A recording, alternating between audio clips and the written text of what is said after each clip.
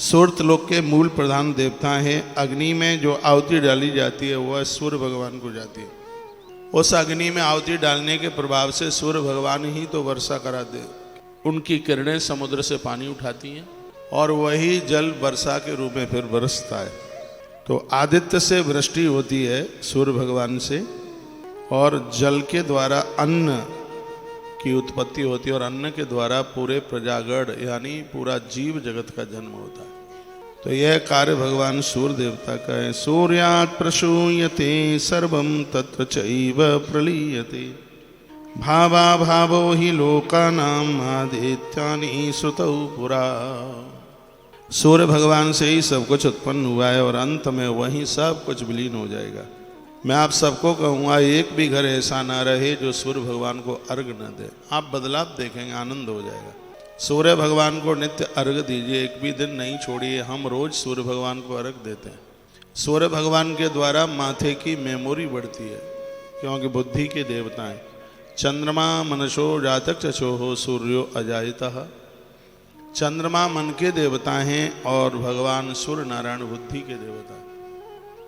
जब भगवान सूर्य देव प्रसन्न हो तो किसी भी चीज की कोई कमी नहीं हो सकती। लोग डॉक्टर बन जाते हैं, वैज्ञानिक बन जाते हैं। सूर्य भगवान की कृपा से वह हनुमान बन जाते हैं। हनुमान जी के गुरु हैं सूर्यदेव। रुद्राष्टाध्यायी के 4 अध्याय में भगवान भास्कर की महिमा का वर्णन किया गया है। सूर्यदेव की महिमा का वर्णन किया है, जो तम को समाप्त करते हुए प्रकाश प्रकट कर देते हैं। ऐसे भगवान सूर्यदेव हैं। 1 लोटा जल उन्हें नित्य आप चढ़ाइए। तांबे का पात्र लीजिए और उसमें आप थोड़ा गंगाजल डालिए, कच्चा दूध डालिए, फूल डालिए, उसमें थोड़ा सा उसमें सफ़ेद तिल डालिए, लाल फूल डालिए, और फिर भगवान सूर्य देवता के सामने अर्घ दीजिए। सूर्य अंजलि आती है तो ऐसे प्रणाम कीजिए। 12 नाम बोलिए प्रणाम करते करते, और यह बोलिए ओम भास्कराय नमः, दिवाकराय नमः, महातेजाय नमः, सूर्याय नमः, आदित्याय नमः, प्रसवे नमः, हिरण्यगर्भाय नमः, मार्तंडाय नमः। ये 12 नाम है। यदि सूर्य अंजलि प्रणाम करके आप प्रणाम करते हो तो एक एक प्रणाम 10-10 हजार के बराबर है। 24 मुद्राओं में से एक सूर्य भगवान को प्रणाम करने वाली भी मुद्रा है। जल का लोटा एक तरफा रख दीजिए और फिर ऐसे प्रणाम कीजिएगा, यूं। इसमें सूर्य भगवान को देखिए, फिर हाथ जोड़ करके प्रणाम कीजिएगा। भगवान भास्कर कृपा कर दें तो किस चीज़ की कमी रह सकती है? कोई कमी नहीं रह सकती। तो किन्हीं का मैसेज था कि महाराज जी थोड़ा सूर्य भगवान की महिमा के बारे में बोल देना, इसलिए क्योंकि छठ पूजा आ रही है, इसलिए। सततम ध्यायिनो ध्यानम मोक्षशामेश मोक्षणाम अत्र गच्छन्ति निर्वाणम जायन्ते स्मात् पुनः प्रजा। भगवान भास्कर का ध्यान करने से लोग मोक्ष को प्राप्त होते हैं। मृत्यु के समय पर कोई कष्ट नहीं होता। और याद रखिए, जब ये जीव मौत के बाद जाता है तो रास्ते में सांप डसते हैं, अंधेरा होता है, गड्ढे मिलते हैं। लेकिन जिन्होंने सूर्य भगवान को अर्घ दिया है उन्हें किसी भी प्रकार की कोई तकलीफ नहीं उठानी पड़ती।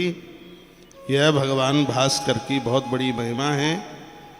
और मैं तो कहूँगा, अपने जीवन का आनंद चाहते हो तो भगवान भास्कर को अर्घ देना कल सुबह से ही आरंभ कर दो। सबके घर में 1 लोटा तांबे का होना चाहिए। क्या ये भी मुझे ही भेजना पड़ेगा? है सबके घर में। आज हमने सूर्य संक्रांति थी, हमने सूर्य चक्र का अभिषेक किया है, पूजन किया, आनंद आ गया, बहुत आनंद। सूर्य भगवान पंचदेव उपासना में से एक है। 5 देवता है ना पूजा के लिए। भगवान गणेश, माँ दुर्गा, सालराम भगवान, भगवान शंकर और भगवान सूर्यदेव, ये 5 है। 5 देव रक्षा करें, ब्रह्मा विष्णु महेश। ये 5 देवता लोगों की रक्षा करते हैं। सर्वात्मा सर्वलोकेशो देव देवेश प्रजापति। ये सर्वात्मा है, पूरे लोक के स्वामी हैं, इसलिए देवता भी इनकी आराधना करते हैं।